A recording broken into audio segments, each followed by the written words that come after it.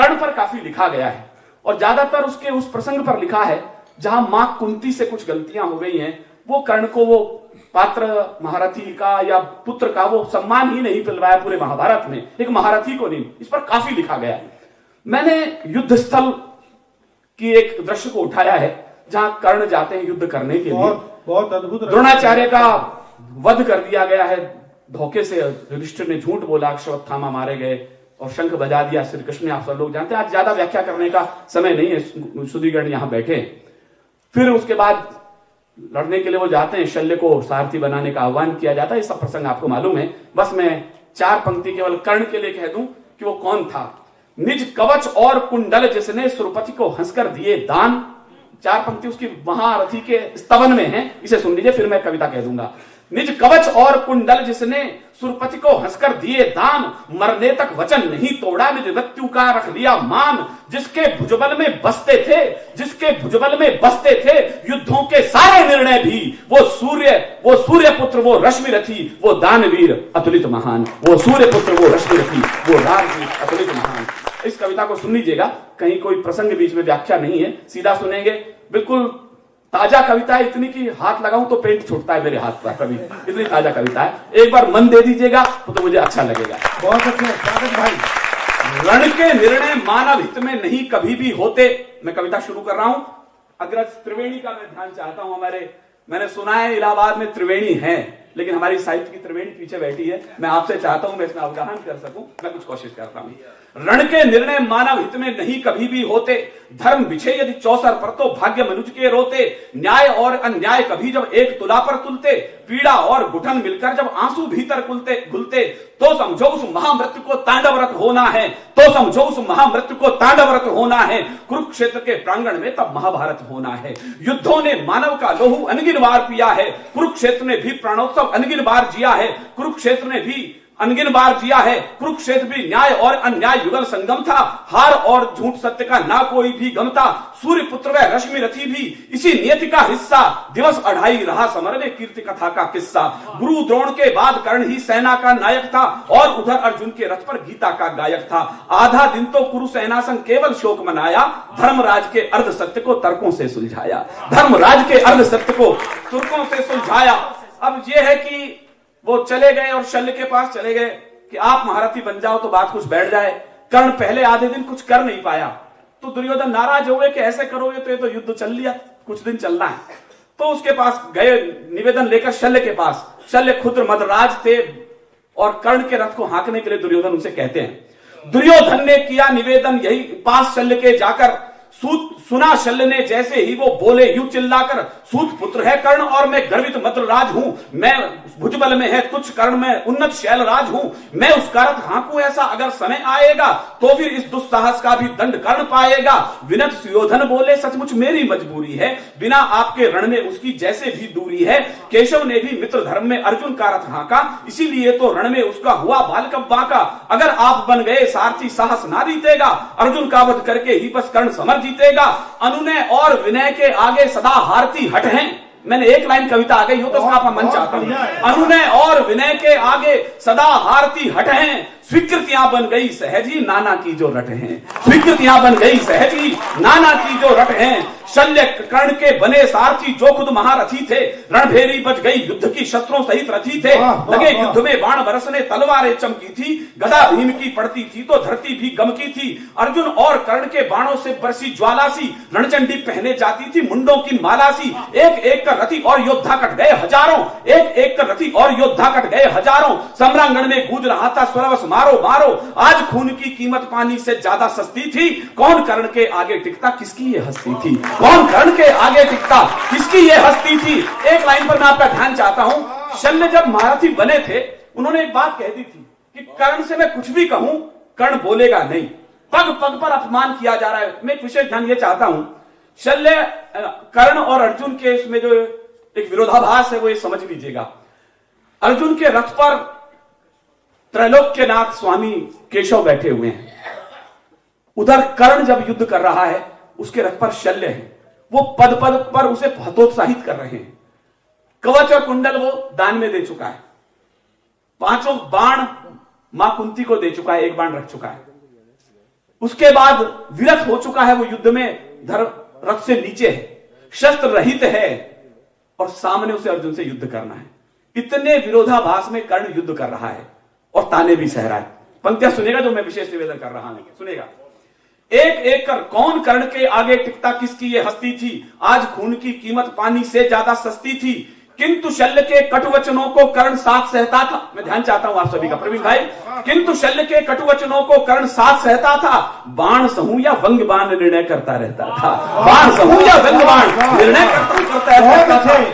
तभी युधिष्ठिर का रथ उसके रथ के आगे आया, भरे क्रोध से अंगराज ने घातक बाण चलाया, लगे कांपने धर्मराज जो काल सामने आया, भागे शत्रु छोड़ रणथल से ऐसा जी घबराया, लेकिन रश्मिरथी ने उनको पीछे से जा पकड़ा, धर्मराज को लगा मृत्यु ने आज उन्हें आज जकड़ा। बोले शल्य युधिष्ठिर का किंचित अपमान न करना, बोले शल्य युधिष्ठिर का किंचित अपमान न करना, किया अगर अपमान समझ लो तुम्हें पड़ेगा मरना। हंसकर बोले कर्ण युधिष्ठिर क्यों रण में आते हो, ये बच्चों का खेल नहीं जो पीठ दिखा जाते हो, जाओ मां कुंती से कहना वचन नहीं तोड़ूंगा, अर्जुन के अतिरिक्त सभी को जिंदा ही छोड़ूंगा, अर्जुन के अतिरिक्त सभी को जिंदा ही छोड़ूंगा। अर्जुन के लज्जित धर्मराज रणथल से साथ नकुल के भागे, भांजा था नकुल उनका। अर्जुन लज्जित धर्मराज रणथल में से सात कनुकुल के भागे और शल्य ले आए रथ को, तब अर्जुन के आगे बोले जितना पौरुष है सब अर्जुन को दिखलाओ। अब उसे फिर त्रस्त कर रहे हैं वो, बोले जितना पौरुष है सब अर्जुन को दिखलाओ, कितना बाहों में दमखम है वो सारा बतलाओ। कहा कर्ण ने शल्य सदा कायर बातें करते हो, रश्मिरथी के रथ पर होकर क्यों इतना डरते हो, सूर्य पुत्र को मारे ऐसा भू पर बाण कहां है। मैं फिर ध्यान चाहता हूं आपका, एक लाइन कहीं कहीं कविता आ गई है इसमें बस। सूर्य पुत्र को रण में मारे ऐसा बाण कहां है, विजय विवश हो पीछे आती चलता कर्ण जहां है, विजय विवश हो पीछे आती चलता कर्ण जहां है। आज समझ लो कुरुक्षेत्र में इतना लहू बहेगा, कर्ण और अर्जुन में से बस जीवित एक रहेगा। यही प्रतिज्ञा ले अर्जुन भी केशव संग आए थे, सूर्य पुत्र का अंत करूंगा कसम आज खाए थे। दोनों के रथ सम्मुख आए महासमर में जिस क्षण, अंबर में जुट गए देवगण युद्ध देखने तत्क्षण। कहते हैं उस समय रथ लेकर के आ गए थे हमारे सारे देवतागण। अश्वत्थामा ने दुर्योधन को तब भी समझाया, दोनों में से एक का मरना तय था आज। अश्वत्थामा दुर्योधन को समझाते हैं रण को अभी रोक लो। अश्वत्थामा ने दुर्योधन को तब भी समझाया, होंगे दुष्परिणाम युद्ध के बार बार बतलाया। बोला दोनों महावीर पर एक आज हारेगा, एक बचेगा जीवित निश्चित दूजे को मारेगा। दुर्योधन बोला लेकिन अब देर हो चुकी काफी, अब न संधि का समय बचा जो मांगे कोई माफी। अब जो होगा रण में होगा यही भाग्य का लेखा, लड़ते वीर विजय की खातिर किसने है कल देखा। केशव ने भी अर्जुन को कर सावधान समझाया, केशव ने भी अर्जुन को कर सावधान समझाया। अर्जुन ने गांडी उठाकर पहला बाण चलाया, राधा पुत्र समर कौशल में ना अर्जुन से कम था। निभा रहा था मित्र धर्म ना पाप पुण्य का गम था, क्या कौन्तेय और राधा के सुत के बीच समर था। इस लाइन को फिर समझिएगा आप, जहां तक पहुंच जाए शायद मन मिले। क्या कौन्तेय और राधा के बीच के सुत के बीच समर था, नहीं इधर था दूध प्रथा का लड़ता रक्त उधर था। नहीं इधर था दूध प्रथा का लड़ता रक्त उधर था। वीर कर्ण ने बाणों की कुछ ऐसी झड़ी लगा दी, रणचंडी को आज खून की जैसे प्यास जगा दी। केशव समझ गए थे रण में होगी कठिन परीक्षा, और पार्थ को लेनी होगी स्वयं काल से दीक्षा। दिव्य बाण तर्कस से दोनों योद्धा खींच रहे थे, और रक्त से सम्रांगण को अविरल सींच रहे थे। दोनों के बाणों से भू पर शीश पड़े थे कटकर, सम्रांगण भर गया समूचा था लाशों से फटकर। अर्जुन ने क्रोधित होकर के कर्ण पुत्र को मारा, वृषसेन का वध करता है वो, और कर्ण वहीं खड़े, एक पिता के सामने पुत्र का वध हो रहा है। अर्जुन ने क्रोधित होकर के कर्ण पुत्र को मारा, रश्मिरथी के आंखों से तब बही अश्रु की धारा। जैसे अभिमन्यु के वध पर वीर पार्थ पागल था, ऐसे ही वृषसेन मृत्यु पर आज कर्ण घायल था, ऐसे ही वृषसेन मृत्यु पर आज कर्ण घायल था। क्रुद्ध कर्ण ने अर्जुन पर बाणों की वर्षा कर दी, अर्जुन ने भी दिव्यास्त्रों से दशों दिशाएं भर दी। बहुत देर हो गई समर को प्रहर दूसरा बीता, ना कोई इस रण में हारा ना कोई भी जीता। आखिर सर्प बाण तर्कश में हाथ कर्ण के आया। एक दृश्य बदल रहा हूं मैं, इसका विशेष प्रसंग है उसका। आखिर सर्प बाण तर्कश से हाथ कर्ण के आया, तब अब अर्जुन का वध निश्चित है हर सैनिक चिल्लाया। प्रत्यंचा कानों तक खींची बाण कर्ण ने छोड़ा, केशव ने रथ के घोड़ों को त्वरित दाहिने मोड़ा। घुटनों पर झुक गए अशुभस बाण कंठ तक आया, किंतु लगावे दिव्य मुकुट में प्रभु की थी सब माया, किंतु लगावे दिव्य मुकुट में प्रभु की थी सब माया। कहा कर प्रभु की थी सब माया, प्राण बचे अर्जुन घबराए पर केशव मुस्काए। अब इस पर ध्यान दीजिएगा आप लोग। प्राण बचे अर्जुन घबराए पर केशव मुस्काए, बोले पार्थ साथ में मैं हूं किंचित ना घबराए। इधर कर्ण के संग पार्थ का रिपु तक्षक बेटा था। खांडव वन में आप सब लोग जानते हैं, विद्वत जन है, जब उसका दहन किया गया तो तक्षक को जला दिया गया था। तो उनकी पत्नी यानी तक्षक की पत्नी जो सपनी थी, उनके गर्भ में अश्वसेन था। वो उस बदला लेने के लिए तर्कस में आकर के छिप गया था। वो ये एक प्रसंग है महाभारत का। इधर कर्ण के संग पार्थ का रिपुतक्षक बेटा था। अश्वसेन तर्कस में था जो तीरों संग लेटा था। कहा कर्ण से रखो बाण पर प्राण पार्थ के लूंगा, मेरा प्रण पूरा हो तो उपकार नहीं भूलूंगा। कहा कर्ण ने बाण दोबारा मैं संधान न करता, कहा कर्ण ने बाण दोबारा मैं संधान न करता, अपने ही बलबूते पर मैं विजय श्री को वरता। सर्पों के बल पर रण में यदि कर्ण युद्ध जीतेगा, सर्पों के बल पर रण में यदि कर्ण युद्ध जीतेगा, जितना समय बचा जीवन का लानत में बीतेगा, जितना समय बचा जीवन में लानत में बीतेगा, इतना समय बचा जीवन में लानत में बीतेगा। क्रोधित अश्वसेन तब अर्जुन पर इकला फुफकारा, लेकिन अर्जुन के बाणों से सीधा स्वर्ग सिधारा। लगा युद्ध तब कर्ण और अर्जुन में फिर से होने, दोनों आतिथ थे मुंडों को रण खेतों में बोने। 11 डोरी वीर कर्ण ने पार धनुष की काटी, अर्जुन ने लोहू से रंग दी कुरुक्षेत्र की माठी।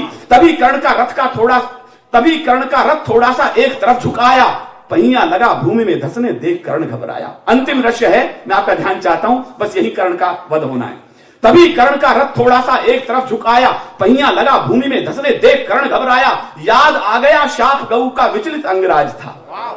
विराट नगर में वो गऊओं को लेने के लिए गए थे, तो एक गाय के ऊपर से कर्ण का रथ चला गया था। गाय ने शाप दे दिया, जैसे आज तुम यहां धसा रहे हो, ये रथ का पहिया तुम्हारा भूमि में धसेगा किसी दिन। उधर परशुराम गुरु के गोद उनका जंघा पर था। बताया नहीं था मैं किस जाति से हूं, सूत पुत्र थे कर्ण उस समय तक। तो कीड़ा खा गया उनके पैर में, रक्त की धारा बही। जब ठंडी ठंडी लगी परशुराम को, तो उसने कहा ये काम सामान्य जाति के वर्ग नहीं कर सकते, तुम क्षत्रिय हो, तुमने मुझसे जाति छिपाकर शिक्षा ग्रहण करी है। परशुराम ने श्राप दे दिया, सारी की सारी विद्या जिस दिन तुम्हें काम आएगी उस दिन भूल जाओगे। अब देखिए कर्ण की व्यवस्था देखिए, 2-2 शाप लिए हुए हैं। कर्ण कवच कुंडल दे चुका है, बाण दे चुका है, मां कुंती को वचन दे चुका है, रथ के नीचे खड़ा है और सामने धनुर्धारी अर्जुन खड़ा है, केशव साथ में खड़े हैं। ये विडंबना के साथ कर्ण युद्ध लड़ रहा है। बस ध्यान चाहता हूं, अंतिम बंद है। बहुत अच्छे, वाह। पहिया लगा भूमि में धसने देख कर्ण घबराया, याद आ गया शाप गऊ का विचलित अंगराज था। परशुराम का दिव्य अस्त्र भी विस्मित हुआ आज था। फिर भी कोशिश करी कर्ण ने रथ का पहिया निकले, लेकिन पृथ्वी रथ का पहिया जाती थी जो निकले। विवश कर्ण ने धनुष रखा, फिर रथ के नीचे उतरा, शस्त्रहीन वो विरत खड़ा था, ले प्राणों का खतरा। फिर अर्जुन से कहते हैं अर्जुन धर्म युद्ध है, ये मैं पहले पहिया बाहर कर लूं। अर्जुन धर्म युद्ध है, ये मैं पहिया बाहर कर लूं, फिर टानूंगा युद्ध भले ही जी हूं चाहे मर लूं। अर्जुन कुछ कहते उससे पहले ही केशव बोले, वो वकील थे अर्जुन के।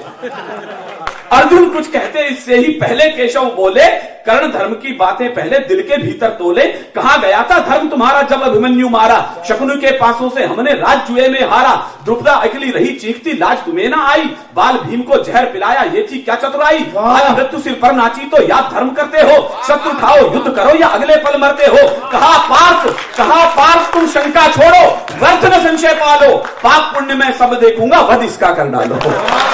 पाप पुण्य सब मैं देखूंगा, बहुत अच्छे। पाप पुण्य सब मैं देखूंगा, वध इसका कर डालो। कहा कर्ण ने पाप पुण्य का निर्णय वक्त करेगा, आज कर रहा है निर्णय वक्त। कहा कर्ण ने पाप पुण्य का निर्णय वक्त करेगा, पर जो यम से डरता है वो पल पल सदा मरेगा। होकर विवश कर्ण ने अपना धनुष उठाया कर में, और भरी सब दिव्य शक्तियां एक एक कर में। कर्ण धरा पर खड़ा हुआ अंबरसा मस्तक लेकर, दुर्योधन को विजय दिलानी थी जीवन भी देकर। जितनी ताकत थी अर्जुन ने सभी समेटी कर में, द्रुपदा का अपमान मान सम्मान भरे सब शर में।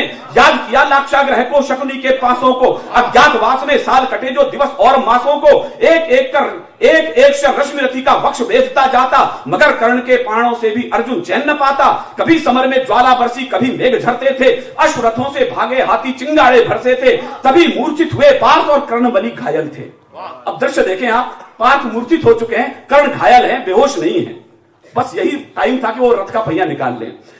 तभी एक एक अश्वरथों से भागे, तभी मूर्छित हुए पार्थ और कर्ण, बलि घायल थे, दोनों किरण कौशल से के सब योद्धा तक कायल थे। तभी कर्ण के दिव्य बाण से मूर्छित हुए पार्थ हुए थे, और कर्ण ने कोशिश की बस रथ के चक्र छुए थे। इतना ही किया था उसने। फिर वकील आ जाता है बीच में, देखना आपको। दोनों किरण कौशल के सब योद्धा तक कायल थे, तभी कर्ण ने के दिव्य बाण से मूर्छित पार्थ हुए थे, और कर्ण ने कोशिश की बस रथ के चक्र छुए थे। केशव बोले यही समय है पार्थ कर्ण को मारो। केशव बोले यही समय है पार्थ कर्ण को मारो। पाप पुण्य का चक्कर छोड़ो, ज्यादा नहीं विचारो। तंद्रा भंग हुई अर्जुन की, झट गांडीव उठाया, लक्ष्य साध कर विरथ कर्ण पर तीखा बाण चलाया। विरथ था उसमें, ध्यान रखें। अंतिम 4 लाइनें मैं विदा हो रहा हूं। केशव बोले यही समय है पार्थ कर्ण को मारो। पाप पुण्य का चक्कर छोड़ो, ज्यादा नहीं विचारो। तंद्रा भंग हुई अर्जुन की, झट गांडीव उठाया, लक्ष्य साधकर विरथ कर्ण पर तीखा बाण चलाया। कटा शीश तब रश्मिरथी का भू पर पड़ा हुआ था। मैं प्राण पंक्ति पढ़ के विदा हो रहा हूं। कविता जैसा कुछ हो तो आशीष दीजिए इन बड़े लोगों की तरफ से कि मैं ऐसी कुछ और लाइन लिख सकूं। कटाशीष तब रश्मिरथी का भू पर पड़ा हुआ था, लेकिन जय पाकर भी अर्जुन लज्जित खड़ा हुआ था। लेकिन जय पाकर भी अर्जुन लज्जित खड़ा हुआ था। लेकिन जय 5 लोगों पर अलग अलग प्रभाव हुए। किसको क्या हुआ कर्ण के मरने पर, बस यही कविता का अंत है। कटाशीष तब रश्मिरथी का भू पर पड़ा हुआ था, लेकिन जय पाकर भी अर्जुन लज्जित खड़ा हुआ था। पांचजन्य फूका केशव ने, पांडव सब हर्षाए, दुर्योधन ने महामृत्यु पर अश्रुबिंदु छलकाए।